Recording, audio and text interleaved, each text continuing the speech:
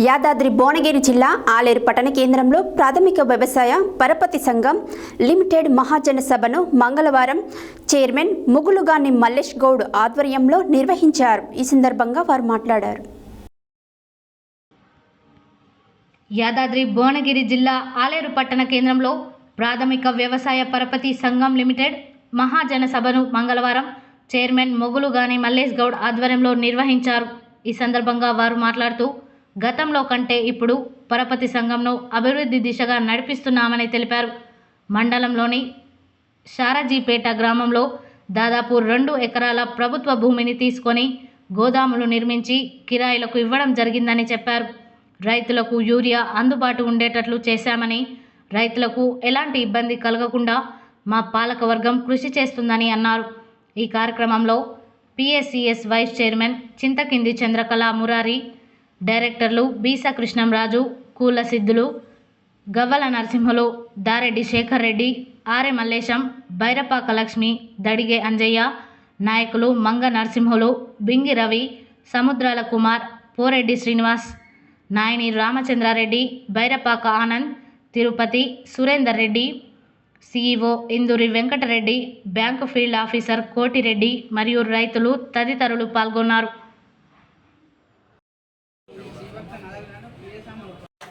ఏదేమైనా కూడా ఈరోజు మమ్మల్ని రైతులందరూ పిలిపించి మాతోటి చర్చించే సందర్భంగా మాట్లాడే సందర్భంగా అనేక సమస్యలు, అనేక విషయాలు రైతుల దృష్టికి వస్తాయి.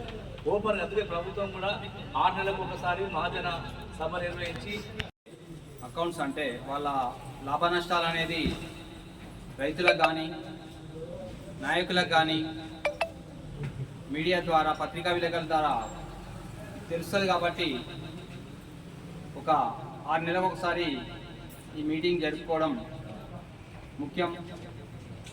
కూడా అయినా కూడా ఈ సభాముఖంగా తెలియజేస్తున్నాం. సభాధ్యక్షుడు మరియు వారి పాలకవర్గం, నాతో రైతు, నేను ముఖ్యంగా చెప్పాలి ఓపెన్ చేయడానికి ప్రయత్నం చేస్తామని కూడా ఈ సభాముఖంగా మీకు తెలియజేస్తున్నాను. ఎందుకంటే గతంలో మహాజన సభ వరకే మేము కంప్లీట్ చేద్దామని అనుకున్నాను.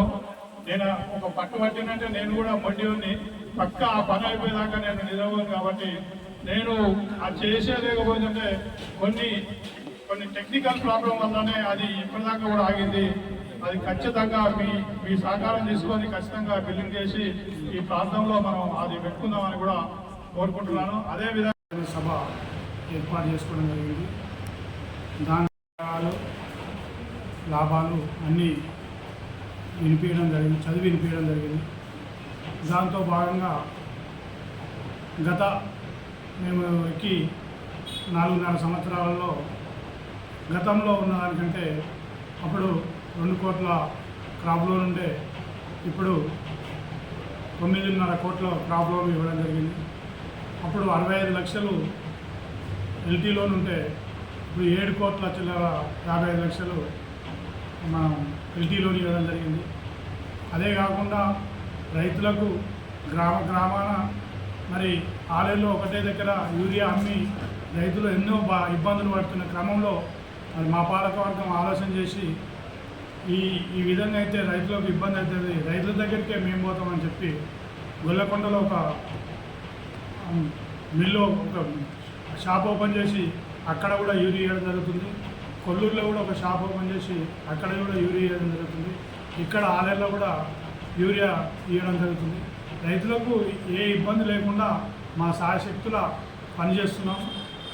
ఇంకా ఫ్యూచర్లో కూడా ఏ ఇబ్బంది రాకుండా కానీ మా పరంగా పిఎస్ఎస్ తరఫున ఏ ఇబ్బంది రాకుండా కూడా మ్యాక్సిమం ప్రయత్నం చేస్తామని కూడా కోరుకుంటూ, ఈ ప్రాంతంలో మరి మేము గెలిచిన కాంచెల్లి మరి గతంలో ఒక ఏ విధంగా అయితే మరి ఒక భూమి ఉన్న వాళ్ళే కాకుండా మరి భూమి లేని వాళ్ళకు కూడా ఏదో ఒక సహాయం చేయాలనే ఉద్దేశంతో మాకు వచ్చిన ఒడ్లు కొనుగోలు వచ్చిన కానీ డబ్బులలో మరి పేదవారైనా మామూలుగా కూరగాయలు, టీ షాపు, బట్లర్ షాపు, మామూలు చిన్న చిరు వ్యాపారాలకు కూడా 50,000 రూపాయలు లోన్ ఇచ్చి వాళ్ళను ఆదుకొని వాళ్ళకు భవిష్యత్తులో ఆదాయం చూపించడము.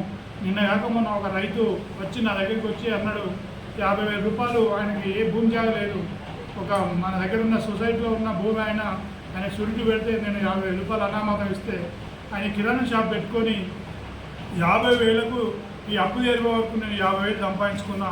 మీ దయ వల్ల నేను మంచి ఇక లబ్ధి పొందిన అని చెప్పడం జరిగింది. ఇది మనకు నిదర్శనం అని కూడా రైతుల పరంగా నిదర్శనం అని కూడా చెప్పవచ్చు. సహాయ సహకారంతో ముందుకు పోతుందని పిఎస్సీ గారు కోరుతున్నాను.